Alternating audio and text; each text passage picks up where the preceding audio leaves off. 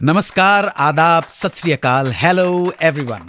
मैं अन्नू कपूर एक बार फिर हाजिर हूं लेकर एक नया शो जो बना है आपके मनोरंजन और आपकी म्यूजिकल ख्वाहिशों को पूरा करने के लिए, जिसमें गीतों के माध्यम से हम तय करते हैं 2 घंटे का एक सुहावना म्यूजिकल सफर। और इस म्यूजिकल सफर में आप सुनते हैं कुछ किस्से, अनगिनत दास्तानें, कहानियां जो आपकी जिंदगी का अटूट हिस्सा है। तो जनाब, शुरू करते हैं सुहाना सफर विद अन्नू कपूर, सिर्फ 92.7 बिग एफएम पर। दोस्तों, आज हम बात करेंगे 1981 में रिलीज हुई ब्लॉकबस्टर फिल्म्स की। 1981 की सुपरहिट फिल्म, बताइए। एक दूजे के लिए। बिल्कुल बिल्कुल जनाब, बिल्कुल सही फरमाया आपने। ये फिल्म बहुत लोगों के लिए बहुत ही इंपॉर्टेंट फिल्म थी। खास तौर पर इस फिल्म के हीरो कमल हसन और हीरोइन रति अग्निहोत्री के लिए, क्योंकि ये फिल्म इन दोनों की हिंदी में बनी पहली फिल्म थी। कमल हासन ने जब हिंदी फिल्मों में कदम रखा तब वो साउथ के सुपरस्टार बन चुके थे और रति अग्निहोत्री भी अपनी जगह बना रही थी। वैसे ये फिल्म इस फिल्म की दूसरी हीरोइन माधवी की भी पहली हिंदी फिल्म थी। एक दूजे के लिए के बालचंद्र की तेलुगु फिल्म मारो चरित्रा का हिंदी रीमेक थी, जो साउथ में जबरदस्त कमर्शियल हिट रही थी। इस फिल्म में कमल हासन और माधवी ने वही भूमिकाएं निभाई थीं जो उन्होंने एक दूजे के लिए में निभाई थीं। बस हिंदी वर्जन में ओरिजिनल फिल्म की हीरोइन सरिता को नहीं लिया गया था। उनकी जगह एंट्री हुई साउथ की न्यू सेंसेशन रति अग्निहोत्री की। इसी वजह से कमल हासन थोड़े नाराज थे, इतने नाराज कि पूरी फिल्म के दौरान उनके और रति के बीच टॉकिंग टर्म्स भी नहीं थे।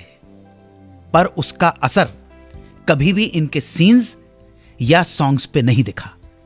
जब ये फिल्म हिंदी में बनी तो बहुत से लोगों ने डायरेक्टर के बालाचंद्र को, जिनकी ये पहली हिंदी फिल्म थी, उनसे इस फिल्म का एंड चेंज करने की बात की। लोगों ने कहा ना, एंड चेंज कर दीजिए आप, क्लाइमेक्स ठीक नहीं है, ट्रेजिक है। उनका मानना था कि इस तरह का एंडिंग साउथ इंडियन फिल्म में तो पसंद किया जाता है, पर हिंदी फिल्म इंडस्ट्री और हिंदी सिनेमा के देखने वाले दर्शक हैप्पी एंडिंग ही पसंद करते हैं। सब कुछ ठीक ठाक हो तो अच्छा रहता है। पर जनाब, प्रोड्यूसर एलवी प्रसाद और डायरेक्टर के बालाचंद्र अपने फैसले पे अडिग रहे और फिल्म रिलीज हुई, हिट हो गई, इतिहास बन गया और इसकी एंडिंग का बहुत से प्रेमियों पर जबरदस्त असर हुआ। ऐसा असर कि कई जोड़ों ने उस वक्त आत्महत्या कर ली, जिन्हें लगता था कि उनका मिलन संभव नहीं है। बासु, बासु। सपना, तुम मेरी आंखों से ओझल हो रही हो। नहीं, मेरी आंखें बंद हो रही है, मैं मर रहा हूँ क्या? नहीं बासु, नहीं, मुझे छोड़ के बच जाओ। बासु, बासु, हम क्या इस तरह मौत की बाहों में मिलने के लिए एक दूसरे से बिछड़े थे क्या? बासु, बासु, इससे पहले की बात आए, मुझे अपने साथ भगा ले चलो, बासु। इस फिल्म ने हिंदी फिल्म संगीत को एक बहुत प्रतिभावान सिंगर भी दिया, एसपी बालासुब्रमण्यम, जो साउथ के सबसे बड़े सिंगर्स में से एक माने जाते थे। एक दूजे के लिए उनकी भी पहली हिंदी फिल्म थी। उन्हें उस साल के बेस्ट मेल प्लेबैक सिंगर के नेशनल अवार्ड से नवाजा गया और गीतकार आनंद बख्शी ने फिल्म फेयर अवार्ड भी हासिल किया।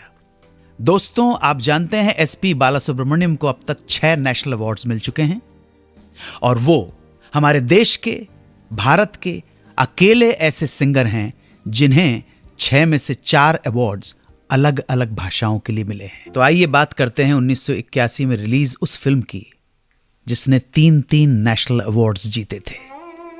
इस फिल्म का नाम था उमराव जान। उमराव जान 1905 में मिर्जा हादी रुस्वा के उपन्यास उमराव जान अदा पर आधारित थी। उमराव जान और इस फिल्म की कहानी लखनऊ की एक रक्कासा और शायरा उमराव जान अदा की थी। इस फिल्म को डायरेक्ट किया था मुजफ्फर अली ने, जो फिल्म गमन से काफी क्रिटिकल अक्लेम हासिल कर चुके थे। जब उन्होंने इस फिल्म के लिए रेखा को साइन करने का सोचा तो उन्हें काफी क्रिटिसिज्म का सामना करना पड़ा। इन आँखों की मस्ती के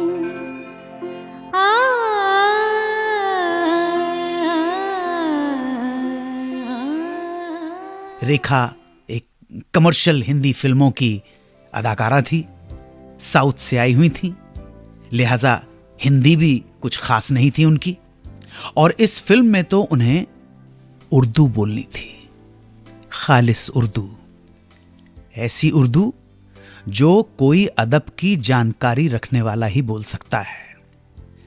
पर मुजफ्फर अली रेखा को मुकद्दर का सिकंदर में ज़ोहरा बाई की भूमिका में देख चुके थे, इसलिए उन्हें अपनी पसंद पर पूरा विश्वास था।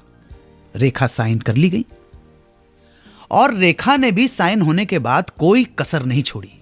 इस फिल्म के लिए उन्होंने उर्दू सीखनी शुरू कर दी और अपने रोल के लिए दिन रात दिलो जान से मेहनत में जुट गई। दूसरी मुश्किल थी इस फिल्म के म्यूजिक डायरेक्टर को लेकर। उसके लिए मुजफ्फर अली ने खय्याम साहब को साइन किया, जो फिल्मों में गजल और नज़मों को कंपोज करने के लिए जाने जाते थे।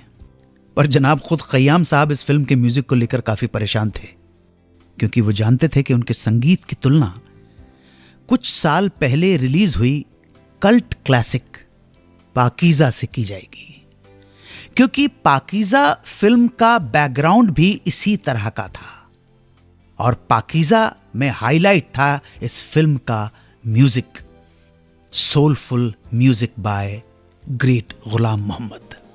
खय्याम साहब ज्यादातर गंभीर गीतों और गजलों के लिए लता जी को ही बुलाते थे, पर क्योंकि पाकीज़ा के सारे गीत और मुजरे लता जी ने गाए थे, इसलिए खय्याम साहब ने इस फिल्म के सारे गीत लता जी की बजाय आशा भोसले से गवाने का फैसला ले लिया। खय्याम और आशा दोनों के लिए किसी चमत्कार से कम नहीं था। अगर पाकीज़ा से अच्छा नहीं तो कम से कम उसी क्लास का म्यूजिक बन सके, बना सकें, यही तमन्ना थी और उन्होंने तमन्ना पूरी की और ये चमत्कार कर दिखाया। उमराव जान को बॉक्स ऑफिस पर बहुत बड़ी सफलता नहीं मिली, पर इस फिल्म का संगीत रातों रात पूरे हिंदुस्तान की जबान पर था। शहरयार की शायरी, खय्याम की मौसीकी और आशा भोसले की जबरदस्त मेहनत रंग लाई। उमराव जान के लिए आशा को बेस्ट फीमेल सिंगर और खय्याम को बेस्ट म्यूजिक डायरेक्टर के नेशनल अवार्ड से सम्मानित किया गया। साथ ही रेखा को भी उनके शानदार अभिनय के लिए बेस्ट एक्ट्रेस के नेशनल अवार्ड से नवाजा गया। खय्याम साहब को इस साल का फिल्म फेयर अवार्ड भी हासिल हुआ और मुजफ्फर अली को भी उमराव जान के लिए बेस्ट डायरेक्टर का फिल्म फेयर अवार्ड दिया गया। क्यों कास्ट नहीं कर पाए मनमोहन देसाई अमर अकबर एंथोनी की हिट तिकड़ी अमिताभ बच्चन, ऋषि कपूर और विनोद खन्ना को? जानते हैं दोस्तों, मनमोहन देसाई की 4 फिल्में रिलीज हुई थीं, धर्मवीर, चाचा भतीजा, परवरिश और अमर अकबर एंथनी। ये चारों फिल्में सुपर डुपर हिट फिल्म्स थीं। मजे की बात यह है कि ये चारों फिल्में एक ही फॉर्मूले पर बनी थीं, जो मनमोहन देसाई का सबसे फेवरेट सब्जेक्ट फॉर्मूला, टेस्टेड और सक्सेसफुल फॉर्मूला था, मिलना बिछड़ना। इन चारों फिल्मों का संगीत भी जबरदस्त हिट था और चारों फिल्मों का संगीत दिया था म्यूजिक माइस्ट्रो लक्ष्मीकांत प्यारेलाल ने। मनमोहन देसाई ने नसीब बनाने का फैसला किया और अपनी hit film Amar Akbar Anthony की हिट तिकड़ी को साइन करने का फैसला भी ले लिया। अमिताभ और ऋषि कपूर तो साइन हो गए, पर विनोद खन्ना का कोई अता पता नहीं था। काफी छानबीन के बाद पता चला कि विनोद खन्ना फिल्म इंडस्ट्री छोड़ रजनीश की शरण में ओशो आश्रम ओरेगॉन अमेरिका चले गए हैं और लग रहा था उनका वापस आने का कोई इरादा नहीं है। विनोद खन्ना की रिप्लेसमेंट की खोज शुरू हुई और ये खोज खत्म हुई शत्रुघ्न सिन्हा पे, जो मनमोहन देसाई के साथ सच्चा झूठा और रामपुर का लक्ष्मण में विलन की भूमिका निभा चुके थे। तो इस तरह नसीब की कास्टिंग पूरी हुई और 1981 में जब ये फिल्म रिलीज हुई तो रिजल्ट वही रहा, नसीब ने बॉक्स ऑफिस पे तहलका मचा दिया। फिल्म हिट, म्यूजिक हिट और मनमोहन देसाई का फॉर्मूला भी एक बार फिर सुपरहिट। 1981 एक ऐसा साल था जब सीनियर हीरोज धर्मेंद्र, जितेंद्र और अमिताभ बच्चन तो कामयाबी की तरफ बढ़ रहे थे, लेकिन इनके साथ साथ एक यंग हीरो ऋषि कपूर भी स्टारडम अचीव कर रहे थे। यही वो समय था जब स्टार किड्स फिल्मों में लॉन्च किए जा रहे थे। इस कड़ी में एक नाम, संजय दत्त का नाम। आप जानते हैं कि संजय दत्त ग्रेट एक्ट्रेस नरगिस और ग्रेट सुनील दत्त के इकलौते बेटे हैं। सुनील दत्त ने फिल्म रॉकी से संजू को लॉन्च करने का फैसला किया और इस फिल्म के निर्देशन का जिम्मा भी अपने कंधों पे उठा लिया। संजय दत्त के साथ हीरोइन लिया गया देव साहब की डिस्कवरी टीना मुनीम को, जो कर्ज और देश परदेश जैसी हिट फिल्में दे चुकी। फिल्म बनकर तैयार थी, पर उन्हीं दिनों नरगिस जी की तबीयत बहुत बिगड़ने लगी। उन्हें कैंसर हो गया था। नरगिस जी की आखिरी ख्वाहिश थी कि अपने बेटे की पहली फिल्म को वो एक बार पर्दे पर देख लें, पर यह ख्वाहिश पूरी ना हो सकी और फिल्म की रिलीज से 4 या 5 दिन पहले 3 मई को नरगिस जी ने दम तोड़ दिया। कैंसर ने उनकी जान ले ली थी। फिल्म की रिलीज पोस्टपोन नहीं की जा सकती थी।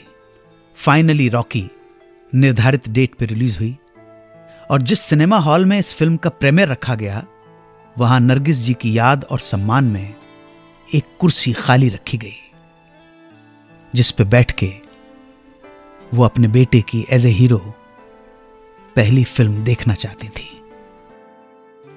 संजय दत्त और सुनील दत्त के लिए घड़ी बहुत ही विचित्र थी। एक तरफ बेटे की पहली फिल्म रिलीज होने की खुशी, दूसरी तरफ नरगिस का ना होना। वक्त जो दिखाए थोड़ा, पर हमको इस सब के साथ आगे ही बढ़ना होता है। वो सिलसिला की कहानी सुनाइए ना जल्दी से। हाँ भाई, सिलसिला की कहानी क्यों नहीं सुनाऊंगा। तो बात यह है कि यश चोपड़ा ने जब सिलसिला प्लान करने की सोची, तब इसकी ओरिजिनल कास्ट वो नहीं थी जो फाइनल में आप देखते हैं। फिल्म की कास्ट कुछ यूं थी। अमिताभ बच्चन तो थे और साथ थी परवीन बॉबी और स्मिता पाटिल। कश्मीर में फिल्म की शूटिंग होने ही वाली थी कि पता नहीं यश चोपड़ा के मन में क्या आया कि उन्होंने अमिताभ बच्चन से पूछ डाला कि क्या वो इस कास्टिंग या पैकेजिंग, इसको आज के जमाने में कह सकते हैं, उससे खुश है क्या। अमिताभ बच्चन ने कुछ सोचा होगा और अपने दिल की बात कह डाली कि नहीं, बात जम नहीं रही है, बन नहीं रही है। तब यश जी ने पूछा कि भाई तुम्हारे हिसाब से कौन होना चाहिए। तब अमिताभ बच्चन ने शायद बगैर किसी लाग लपेट के सीधे सीधे रेखा और जया बच्चन के नाम सजेस्ट कर डाले। यश जी शायद चौंक पड़े होंगे, भाई हम तो नहीं थे, लेकिन ऐसा सुनने में आया है कि यश चोपड़ा के मन में भी यही चल रहा था। अच्छी पैकेजिंग थी, इसको कास्टिंग कू कह सकते हैं, मिलिट्री कू होता है ना, क्योंकि उन दिनों सारे न्यूज़पेपर और फिल्म मैगजीन अमिताभ और रेखा के रोमांस की खबरों से भरी पड़े रहते थे। तो इस बात को ध्यान में रखते हुए यश जी ने अमिताभ को जया को राजी करने की जिम्मेदारी दे दी और खुद रेखा को साइन करने बंबई के लिए निकल पड़े। एयरपोर्ट पे ही उनकी मुलाकात हो गई परवीन बाबी से, जो फिल्म की शूटिंग करने के लिए कश्मीर पहुंचने वाली थी। यश चोपड़ा ने वहीं प्रवीण को अपनी किसी दूसरी फिल्म देने का वादा किया और उनकी नाराजगी दूर कर दी। देखिए, ये जो मैं कह रहा हूं ऐसा कुछ हुआ होगा, एग्जैक्टली एक एक पल का हिसाब तो हम नहीं है। स्मिता पाटिल को फिल्म से अलग होने की खबर देने की जिम्मेदारी उन्होंने अपने करीबी दोस्त और फिल्म में एक इंपॉर्टेंट रोल निभा रहे स्टार शशि कपूर को सौंप दी। अमिताभ ने भी जया को सिलसिला में काम करने के लिए मना लिया और उनके कुछ पर्सनल कॉस्ट्यूम और साड़ियों के साथ लेकर पहुंच गए कश्मीर। इस तरह हुई इस फिल्म की रिकास्टिंग, जिसे एक साथ स्क्रीन पे देखने के लिए दर्शकों के मन में हलचल पैदा होने लगी। क्या चाहती हैं आप? मेरे जाने से क्या होता है? उनका दामन छोड़ दीजिए, ये मेरे बस में नहीं, और जो मेरे बस में नहीं उसे मैं कैसे कर सकती हूँ? अमित मेरे पति हैं, मेरा धर्म है, वो मेरा प्यार है, और प्यार मेरी किस्मत बन चुका है। सिलसिला से पहले यश चोपड़ा की हर फिल्म में सिर्फ साहिर लुधियानवी के गीत होते थे, पर साहिर साहब की मौत ने स्टोरी और संवाद राइटर जावेद अख्तर को गीतकार जावेद अख्तर बना दिया। सिलसिला ही वो पहली फिल्म थी जिसके लिए जावेद अख्तर ने गीत लिखे। सिलसिला के लिए यश चोपड़ा ने नए गीतकार को ही नहीं चुना, बल्कि क्लासिकल म्यूजिक की दुनिया के 2 दिग्गजों बांसुरी वादक हरिप्रसाद चौरसिया और संतूर माएस्ट्रो पंडित शिव कुमार शर्मा को शिव हरि की जोड़ी के रूप में अपनी फिल्म सिलसिला में as a music director sign कर लिया। इस तरह सिलसिला अपनी हर बात, हर विषय के लिए पूरी तरह से सुर्खियों में रही। जो तुम तोड़ो पिया मैं नाही तोड़ू रे, जो तुम तोड़ो पिया। पर बावजूद इस सारी चीजों के, कास्टिंग कू के, सिलसिला बॉक्स ऑफिस पे वो करिश्मा नहीं दिखा पाई जिस करिश्मे की उम्मीद यश चोपड़ा कर रहे थे। फिल्म का संगीत बहुत पॉपुलर रहा और आज भी है, और म्यूजिक बहुत अच्छा है, इसमें कोई शक नहीं है। बात है उस वक्त की जब शक्ति कपूर छोटे छोटे रोल में नजर आते थे। 1981 का साल शक्ति कपूर के करियर में बहुत अहम मकाम रखता है। हुआ यूं कि एक दिन सड़क पे शक्ति कपूर और प्रोड्यूसर, डायरेक्टर और एक्टर फिरोज खान का कार एक्सीडेंट हो गया। दोनों की गाड़ियां भिड़ गईं, जिसमें फिरोज खान की गाड़ी को बहुत नुकसान पहुंचा। और जैसा कि होता है, दोनों गाड़ी वाले आपस में झगड़ने लगे और इन दोनों के बीच सड़क पे ही जबरदस्त बहसा बहसी शुरू हो गई और नौबत मारपीट तक जाने ही वाली थी कि लोगों ने बीच बचाव करके दोनों को वहां से भेज दिया, रफा दफा कर दिया। पर कुछ दिन बाद शक्ति कपूर को अपने किसी दोस्त से पता चला कि फिरोज खान उस बंदे को ढूंढ रहे हैं जिससे उनका कुछ हफ्तों पहले कार एक्सीडेंट को लेकर झगड़ा हो गया था। शक्ति को जब कारण पता चला कि फिरोज खान क्यों ढूंढ रहे हैं, तो शक्ति कपूर हक्के बक्के रह गया, क्योंकि फिरोज खान उस बंदे को कोई पुलिस केस या बदला लेने के लिए नहीं ढूंढ रहे थे, बल्कि उन्हें लगा कि जिस इंटेंसिटी के साथ, जिस शिद्दत से वो लड़का उनसे लड़ रहा था, उसमें उन्हें एक कमाल का विलन नजर आया। वो उसको अपनी अगली फिल्म कुर्बानी के मेन विलन के लिए साइन करने के लिए ढूंढ रहे थे। है ना कमाल की बात सर? बिल्कुल सर। है जी। तो आप लोग भी किसी से झगड़ा करते वक्त सोच लेना, पता नहीं किस भेस में प्रोड्यूसर डायरेक्टर मिल जाए। बस फिर क्या था, शक्ति कपूर ने फिरोज खान को अप्रोच किया और फिल्म कुर्बानी के लिए साइन कर लिए गए, और इस तरह से शक्ति कपूर बन गया मेन विलन। कहते हैं ना, रेस्ट इज हिस्ट्री। यह फिल्म भी 1981 में ही रिलीज हुई थी, और इस फिल्म के बाद शक्ति कपूर को फिर कभी पीछे मुड़कर नहीं देखना पड़ा। यही वो फिल्म थी जिसमें फिरोज खान विदेश से म्यूजिक डायरेक्टर बिद्दू को ढूंढ लाए थे, जिन्होंने हमें आप जैसा कोई मेरी जिंदगी में आए जैसा फड़कता हुआ नगमा दिया और बॉलीवुड म्यूजिक को एक नई साउंड दी। Dilip Kumar, Manoj Kumar starrer mega budget film Kranti, Amitabh Bachchan की लावारिस, याराना और कालिया, कुमार गौरव और विजेता पंडित की debut film love story, Shyam Benegal की मॉडर्न महाभारत कलयुग, चेतन आनंद की कुदरत और नासिर हुसैन की ऋषि कपूर पद्मिनी कोल्हापुर स्टार जमाने को दिखाना है। काफी अलग और एंटरटेनिंग ईयर था 1981। ऐसे ही किसी और साल या किसी स्टार की कहानियां लेकर फिर आपसे मिलूंगा। बस हमें याद रखें, जगह देते रहें अपने दिलों में और सुनते रहें हमारा एक प्रोग्राम जिसका नाम है सुहाना सफर विद अन्नू कपूर, सिर्फ 92.7 बिग एफएम पर। 92.7 बिग एफएम पर सुनते रहिए सुहाना सफर विद अन्नू कपूर में 80 के दशक के सुरीले नगमे और उनसे जुड़ी दिलचस्प कहानियां, सिर्फ 92.7 बिग एफएम पर।